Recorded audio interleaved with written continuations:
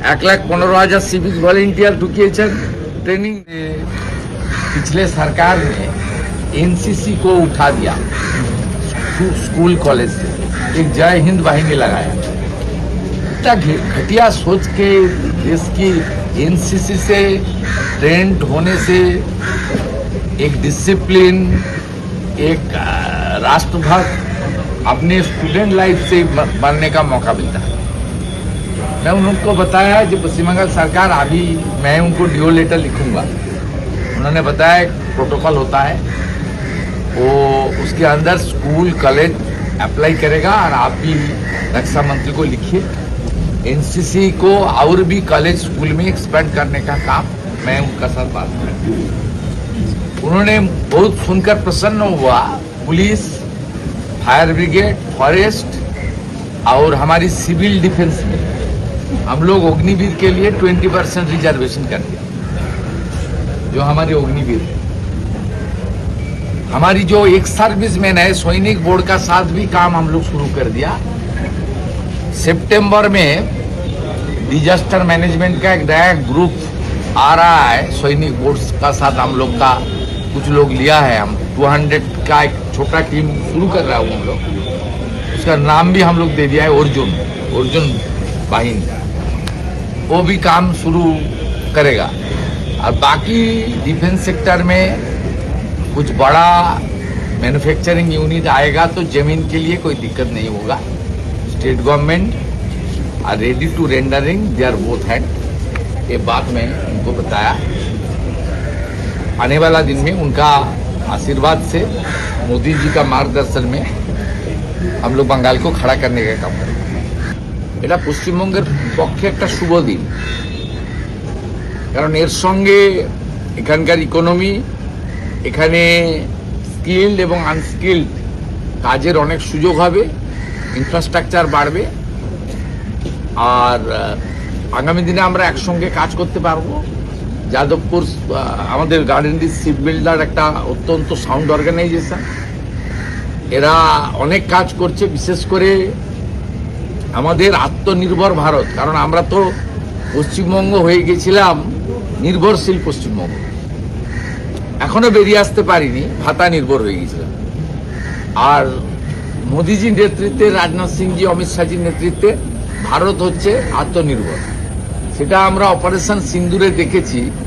লখনৌ থেকে আর্মির যে তৈরি করা ব্রহ্মস কিভাবে পপুলার হয়েছে, কিভাবে বিদেশি শক্তিকে চুরচুর করে দিয়েছে, ভেঙে তছনছ করে দিয়েছে। পশ্চিমবঙ্গে এর বড় অপরচুনিটি রয়েছে, প্রচুর জমি আছে, হিউজ রিসোর্সেস রয়েছে, কাঁচামাল আছে, জল আছে, এখানে কানেক্টিভিটি ভালো আছে, আপনার এনএইচ, রেল, ফ্রেট করিডোর সব আছে।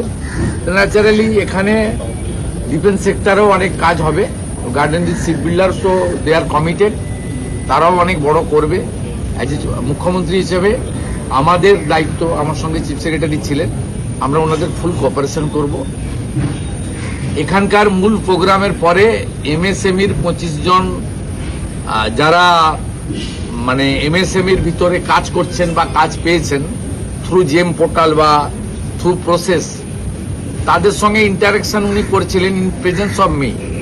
ওরা বলছিল এই যে লাস্ট 3-3.5 মাসে যে আমাদের ধারণাই অনেকটাই বদলে গেছে, যে এখানে তোলাবাজি, কাটমানি, গুন্ডামি এগুলো সবই বন্ধ হয়ে গেছে। আমার কাছ থেকে লোক নিতে হবে, অন্য কাউকে ঢুকতে দেবো না, এইসব যে জিনিসগুলো এখানে ছিল ব্যাড প্র্যাকটিসেস, ওগুলো অনেকটাই চলে গেছে। এবং লোকাল পুলিশকে আগে গিয়ে হাত পাততে হতো, বলতে হতো চলুন সাহায্য করবেন, গোলমাল হয়েছে। এখন পুলিশ গিয়ে খোঁজ নেয় যে ঠিকঠাক চলছে তো, অসুবিধা নেই তো। এটা আমি বলছি না, এখানে যারা এমএসএমই যারা ছিলেন তারাই মাননীয় ডিফেন্স মিনিস্টারকে বলছিলেন যে আমরা আমাদের অভিজ্ঞতা দিয়ে এই অল্প দিনের মধ্যে অনেক কিছু পরিবর্তন দেখছি। অর্জুন বাহিনীর বিষয়টা যদি একটু বলেন। তারাতলার ইনসিডেন্টের পরে আমরা ডিজাস্টার ম্যানেজমেন্ট এবং সিভিল ডিফেন্স থেকে একটা বাহিনী তৈরি করার কথা বলেছিলাম, যাতে আমরা অগ্নিবীরদের নেব।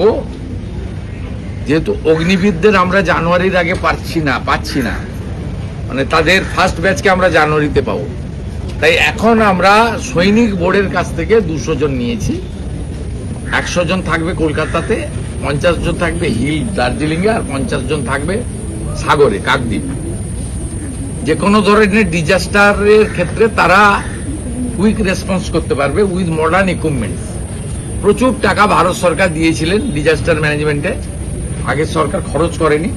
আমরা সেগুলো দিয়ে নতুন করে তৈরি করছি, কারণ তারাতলার ইনসিডেন্টে আমরা দেখেছি এনডিআরএফ তারা 22টা লোককে জীবন্ত বার করেছে। It's a good achievement. Kolkata পুলিশেরও ভালো রোল ছিল।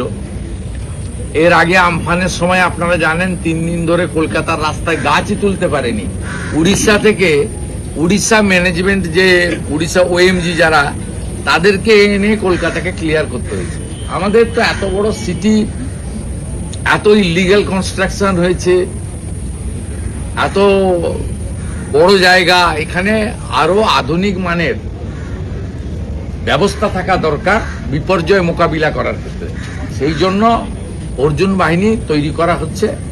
সেপ্টেম্বর মাসে তারা কাজে নামবেন, আমি লঞ্চিং করব এবং উদ্বোধন।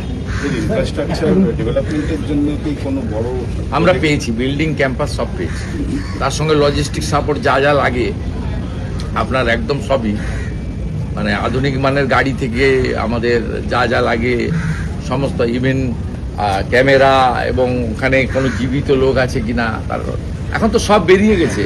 আমরা খানিকটা এনডিআরএফকে ফলো করতে বলেছি। এখনকার যে রাজ্য সরকারের যে বিপর্যয় মোকাবিলা বাহিনী আছে, তার সবাই মানে ম্যাক্সিমামটাই পার্ট টাইম লোকজনদের নিয়ে চলে।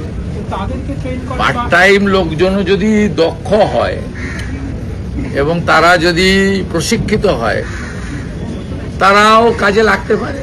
কিন্তু আপনার দক্ষতা তো দরকার। আপনি 6000 ফায়ার ব্রিগেডের ছেলে ঢুকিয়েছেন, ট্রেনিং দেননি।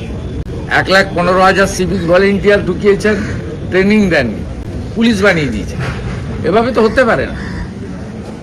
আপনি যে কাজের জন্য, সে কাজের জন্য আপনার তো ন্যূনতম একটা 3 মাস 6 মাস বা 1 বছরের ট্রেনিং নিতে হবে ওই কাজে। আপনি যদি সাঁতার না জানেন, সাঁতার শেখাতে হবে তো। তাহলে বলা যায় যে এনডিআরএফ এর আদলে এদেরকে ট্রেন করা হবে। এরা ট্রেন্ড না, এদের সৈনিক বোর্ড থেকে যারা আসছে ট্রেন্ড। For disaster management. হ্যাঁ, ওদের কাছ থেকে নিচ্ছি তো আমরা, নিউ রিক্রুটমেন্ট নয় তো।